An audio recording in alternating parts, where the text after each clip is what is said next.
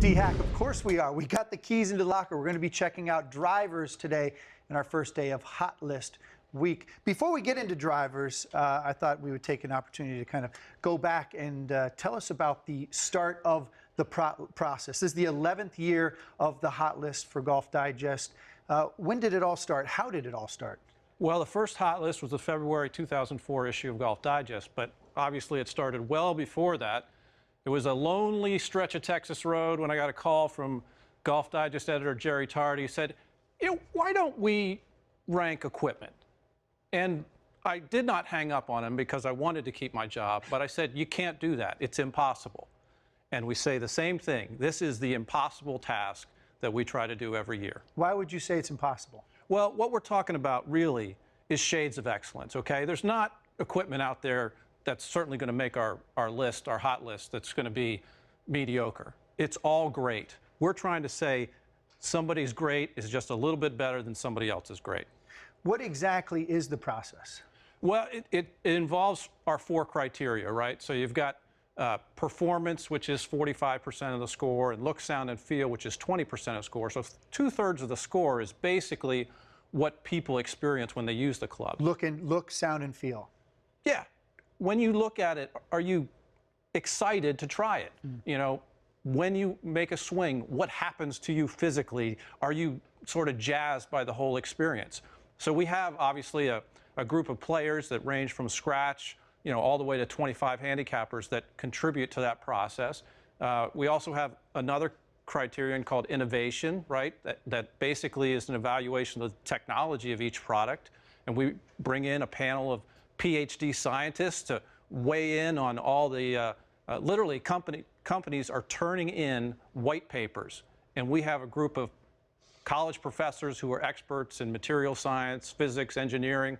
They're literally grading these papers for us and saying, yeah, this is pretty exceptional technology, or they didn't quite go all the way here. So it's a fun process. And then obviously we bring in a group of retailers as well. They assess demand, which is our 4th criterion, which is, you know, what's the general buzz or excitement about a product individually, not just the brand, but individually, where's this product going to be in the marketplace? So all of those advisory panels give us input. And when I say us, there are 4 judges that vote on the hot list.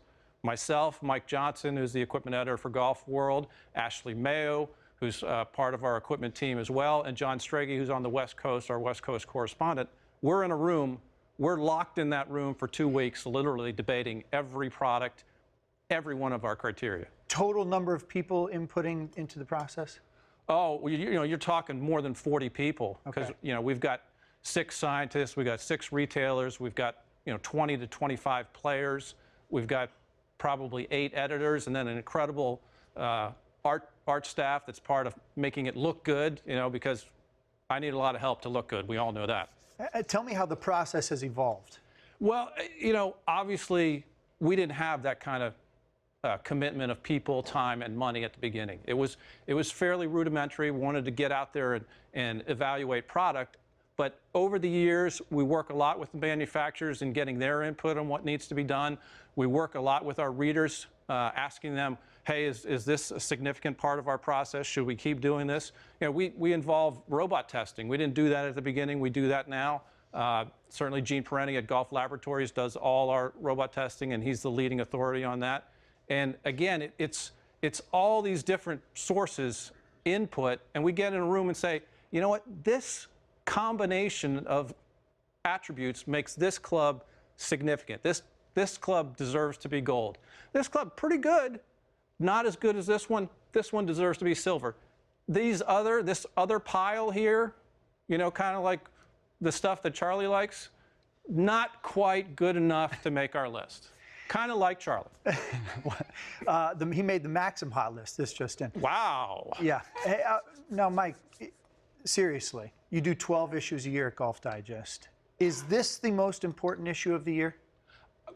The fact is, this doesn't exist as an idea unless it comes from our readers. And Golf Digest literally existed for 50 years before we tried to do this. So at the end of the day, it's our responsibility to do important service journalism. And we get more questions about equipment than anything else. believe it or not, people are tired of trying to cure their slice. They want to know what I should do with the new equipment. How should I go about the buying process? You know, we think the Hot List is not kind of the be-all and end-all of your shopping experience. It's the first step, and that's what we try to do. We say, here's the universe of clubs that you should consider. A guide of sorts. Exactly. Right. It's a guide, but it's, you know, there are 250 to 400 products that we look at every year, and this year's list had 106 on it. People say, wow, that's an incredible number. Well, we culled it down for you. This is the starting point. Use it as, hey, I'm interested in the look of that. Wow, that technology seems interesting to me. Let me go get with my fitter, do some work, and get the exact right specs for me. We've separated the best from the rest. Now figure out what fits for you. Yeah, exactly. And it's not a one-size-fits-all, okay? There's not one driver that's played on the PGA Tour. There's probably 15 or 20, right. All right? There's plenty of space out there. There's plenty of room. There's something out there for you, believe it or not. And we're going to get into more of that.